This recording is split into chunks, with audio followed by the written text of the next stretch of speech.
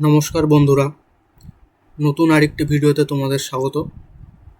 তো আজকের ভিডিওতে আলোচনা করব যে কিছুক্ষণ আগে যে পশ্চিমবঙ্গের বাজেট পেশ করা হলো, সেটাতে যুবকদের এবং চাকরি প্রার্থীদের জন্য কী কী খবরাখবর রয়েছে এবং গুরুত্ব বিষয় রয়েছে তা এই ভিডিওতে আমি তুলে ধরব। তো চলো ভিডিওটি শুরু করা যাক। তো প্রথমেই যে সবথেকে বড় আপডেট, প্রায় 1,00,000 শূন্যপদ বাজেটে ঘোষণা করা হয়েছে যে এই কয়েক মাসের মধ্যে পূরণ করা হবে।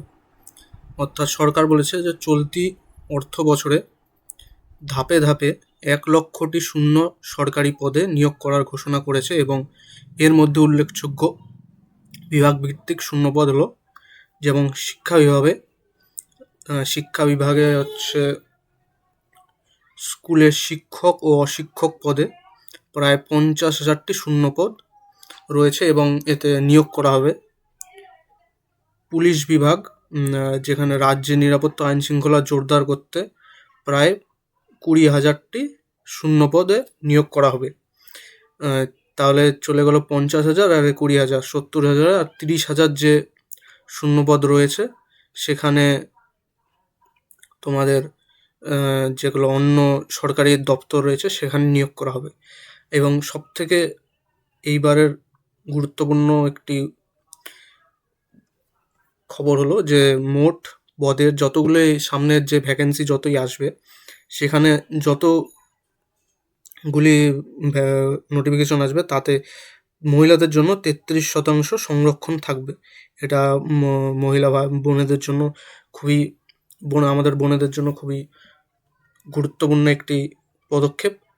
এবং তাছাড়াও অগ্নিবীর যারা রয়েছে তাদের জন্য 10% সংরক্ষণ থাকবে, কিন্তু তবে এটা সব পরীক্ষার ক্ষেত্রেই হবে নাকি পুলিশের জন্যই থাকবে সেটা এখনো জানা যায়নি। আচ্ছা, এখানে আরেকটি পয়েন্ট হলো যে বয়স সীমার যে একটা শিথিলতা করার জন্য বয়স সীমার ছাড় এটা দেওয়া হবে। যেমন বলেছে যে বিভিন্ন যে আগে যে বিজ্ঞপ্তি প্রকাশে বিলম্ব হয়েছিল সেজন্য রাজ্য সরকারি চাকরির ক্ষেত্রে সর্বোচ্চ বয়স সীমা 5 বছরের ছাড় দেওয়া হবে আগামী 2 বছর। এটা আগামী 2 বছর ধরে 5 বছরের ছাড় থাকবে প্রত্যেকটি পরীক্ষায়। আচ্ছা, এরপর রয়েছে প্রতিযোগিতামূলক পরীক্ষার্থীদের জন্য আর্থিক অনুদান। এটা হচ্ছে কেবলই তাদের জন্য যারা সরকারি ও সরকারি সাহায্যপ্রাপ্ত কলেজের শিক্ষার্থীরা যারা প্রতিযোগিতামূলক পরীক্ষার প্রস্তুতি নিচ্ছেন তাদের জন্য এককালীন 30,000 টাকা সহায়তা দেওয়া হবে। মানে যারা এখন কলেজে রয়েছে এবং চাকরির জন্য প্রিপারেশন নিচ্ছ, সেই ভাই বোনেদের জন্য 30,000 টাকা আর্থিক সহায়তা এককালীন প্রদান করা হবে। আচ্ছা, এটা হচ্ছে ভরসা কর্মসূচি, যেটা বলা হয়েছিল বেকার ভাতা, যেটা আগে 15,000 টাকা ছিল, এবার 1500 টাকা ছিল, 1500 টাকার থেকে এখন 3,000 টাকা করে দেওয়া হয়েছে।